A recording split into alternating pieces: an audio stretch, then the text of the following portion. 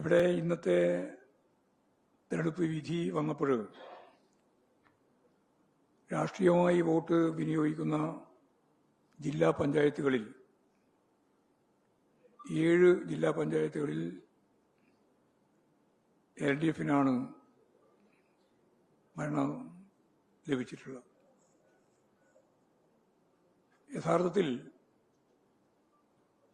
2010 തദ്ദേശ സ്വയംഭരണ സ്ഥാപനങ്ങളിലേക്ക് നടന്ന തെരഞ്ഞെടുപ്പിൽ അന്ന് 6 ജില്ലാ പഞ്ചായത്തുകളിൽ മാത്രമാണ് LDFന് വിജയിക്കാൻ സാധിച്ചിരുന്നത്. അതേപോലെ തന്നെ ബ്ലോക്ക് പഞ്ചായത്തുകളുടെ നില പരിശോധിച്ചാൽ 59 ബ്ലോക്ക് പഞ്ചായത്തുകളിലായിരുന്നു അന്ന് ജയിച്ചത്. 91 ബ്ലോക്ക് പഞ്ചായത്തുകൾ UDF ആണ് അന്ന് ജയിച്ചത്.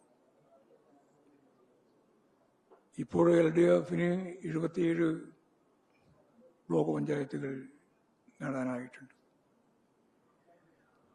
ഗ്രാമപഞ്ചായത്തുകളുടെ സ്ഥിതി പരിശോധിച്ച് നോക്കിയാലും അന്ന് 360 എണ്ണമാണ് ലഭിച്ചിട്ടുണ്ടായിരുന്നത്. എന്ന് പറഞ്ഞാൽ 601 ഗ്രാമപഞ്ചായത്തുകൾ അപ്പോൾ UDFന് അനുകൂലമായിട്ടാണ് ഉണ്ടായിരുന്നത്.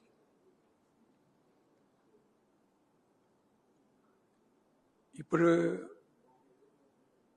343 എണ്ണത്തിൽ ജയിക്കുകയും 70 എണ്ണം തുല്യമായി വരികയും ചെയ്തിരിക്കുകയാണ്.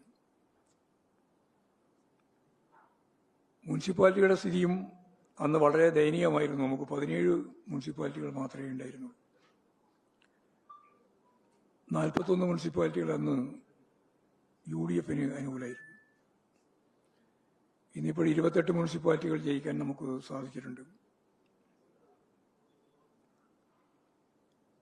ഈ 2010 അനുഭവം ഞാനിവിടെ പറയാൻ കാരണം, അതിനുശേഷം നടന്ന അസംബ്ലി തെരഞ്ഞെടുപ്പിൽ സത്യം പറഞ്ഞാൽ 2 സീറ്റിന്റെ കുറവിനാണ് ഭരണം നഷ്ടപ്പെട്ടത്. അപ്പോൾ നല്ല മുന്നേറ്റം ഉണ്ടാക്കുന്നതിന് വേണ്ടി അനുഭവത്തിന്റെ വെളിച്ചത്തിൽ നടന്ന പ്രവർത്തനത്തിന്റെ ഭാഗമായി അവിടെ ആ രീതിയിലുള്ളൊരു മുന്നേറ്റം സൃഷ്ടിക്കാൻ നമുക്ക് സാധിച്ചിട്ടുണ്ട് എന്നുള്ള കാര്യം ചൂണ്ടിക്കാണിക്കുകയാണ്. അപ്പോൾ 2010 തദ്ദേശ സ്വയംഭരണ സ്ഥാപനങ്ങളിലേക്ക് നടന്ന തെരഞ്ഞെടുപ്പിന്റെ അകത്തുണ്ടായിരുന്ന പരാജയത്തെ ഫലപ്രദമായി നേരിട്ടുകൊണ്ട് ജനങ്ങളിൽ നടത്തിയിട്ടുള്ള പ്രവർത്തനത്തിന്റെ ഫലമായിട്ടാണ് പിന്നീട് LDFന് മുന്നോട്ടേക്ക് വരാൻ സാധിച്ചിട്ടുള്ളത്. LDFന്റെ അടിത്തറ തകർന്നിരിക്കുന്നു എന്ന് പ്രചാരവേല ചിലർ നടത്തുന്നുണ്ട്. അതുകൊണ്ടാണ് ഞാൻ ഇത്രയും കാര്യങ്ങൾ പറയുന്നത്. നേരത്തെ പറഞ്ഞതുപോലെ രാഷ്ട്രീയമായി പരിശോധിക്കുമ്പോൾ കാണുന്ന ജില്ലാ പഞ്ചായത്തുകളുടെ പകുതി ജില്ലാ പഞ്ചായത്തുകളിൽ ജയിക്കാൻ സാധിച്ചു എന്നുള്ളത്